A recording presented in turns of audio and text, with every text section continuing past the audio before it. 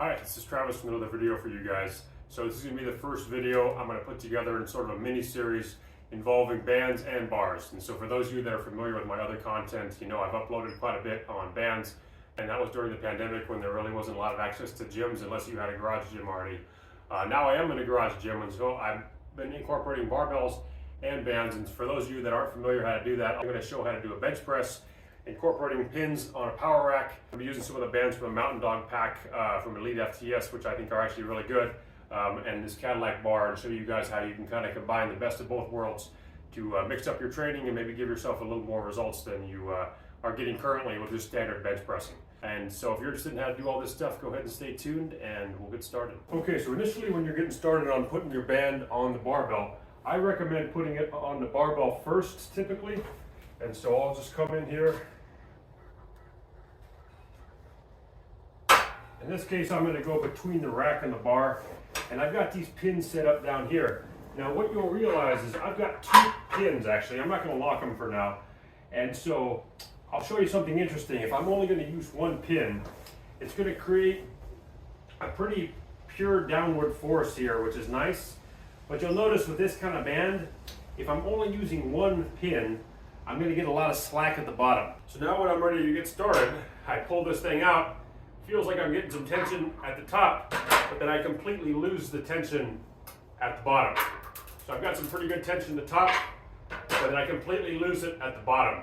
And so if I were to do this, this would just give me a little bit of extra force at the top, but it's not really doing a whole lot because I'm losing so much tension at the bottom.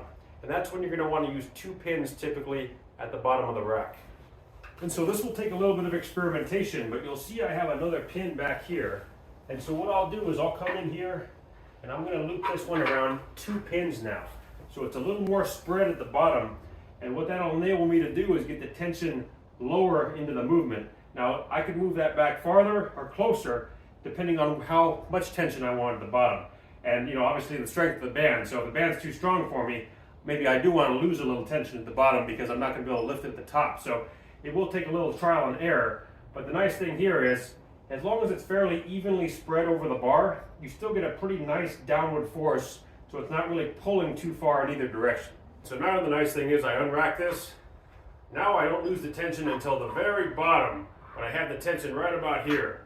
So now I'm getting the tension pretty much from about a little over the midpoint onward. So this has a much better feel to it. I actually feel like I'm getting some pretty good band tension now because I've spread it out at the bottom. Okay, so I realize some of my viewers are probably going to be a little nerdier than others about this, so I'm going to try to keep it fairly simple and not talk about moment arms and leverage that much. Really what I'll say is there's a line that's being created when you have band tension. So normally we're always dealing with the gravitational force when we're using barbells and dumbbells. So basically think about it as when you let go of the weight, where does it go? And typically it's going to always go straight down, you know, perpendicular to sort of the horizontal for the most part. If the barbell were to drop straight down here, then that would be right in between pretty much these pins here. And so that's going to give you that more pure feeling. Now again, there might be a time and a place where, say if I want a little more tricep contribution, maybe I do want to overcome a little more shoulder extension. And so I might want the band to actually be pulling in a different direction. And so for instance, if I have this pin and I pulled it back, so I'll just show you here how I can take this out. This is the landline. If I put this back here, for instance, I can put this here, and then I could even move this pin back more, and that's going to give me a line that's going to be more in this direction now. So again, the heavier these weights are, the less the band's going to contribute, but you know, I could put a stronger band on here, or you know, again, I could play around with the weights here depending on how I wanted the feel to be.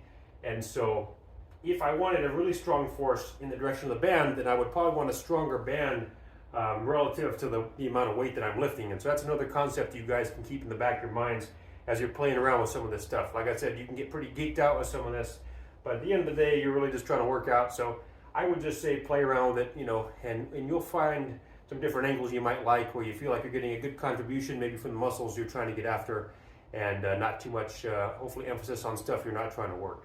But in a nutshell, that's how you can set up and play around with the spacing of the pins relative to the band.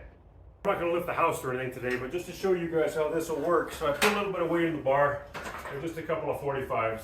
And then I've got this tension now in the bands. And so here we go into just a normal bench press.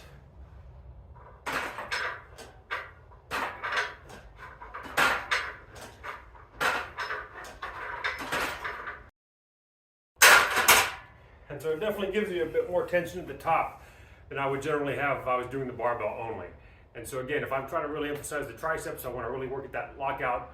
Or maybe if that's a lagging portion of the lift for you. So maybe if you're a power lifter and you do a good job getting the bar maybe started, but you kind of, flounder as the bar is getting through that midpoint, you want to add a little more to the lockout. The band's definitely a nice way to do it. Again, some of this stuff takes a little trial and error. You might notice that when you experiment with it, oh wow, if I move the band, this way, I feel a little more in my triceps, or if I move the band that way, I feel it more in my shoulders. And so, depending on, again, what muscle group you're trying to emphasize, there may be a time and a place for that. So that's how you can add a band to the mixture. Just remember, you want the line to be either in line with gravity if you're trying to keep it more of a pure lift just for triceps, or you can play around the angles if you want a little bit of a unique feel. But at the end of the day, this is just a cool way to mix up your routine a little bit. Maybe if you're already doing a lot of barbell work and you want to add some variety. And if you're already doing a lot of band work and you're looking to get into some barbell work, this is sort of a cool way to get the best of both worlds. So stay tuned for more content. I'll be covering the curl as well as some other exercises. I'm sort of using these same principles. So more good stuff to come. As usual, comment below, let me know what you guys think, and I hope you guys have some fun.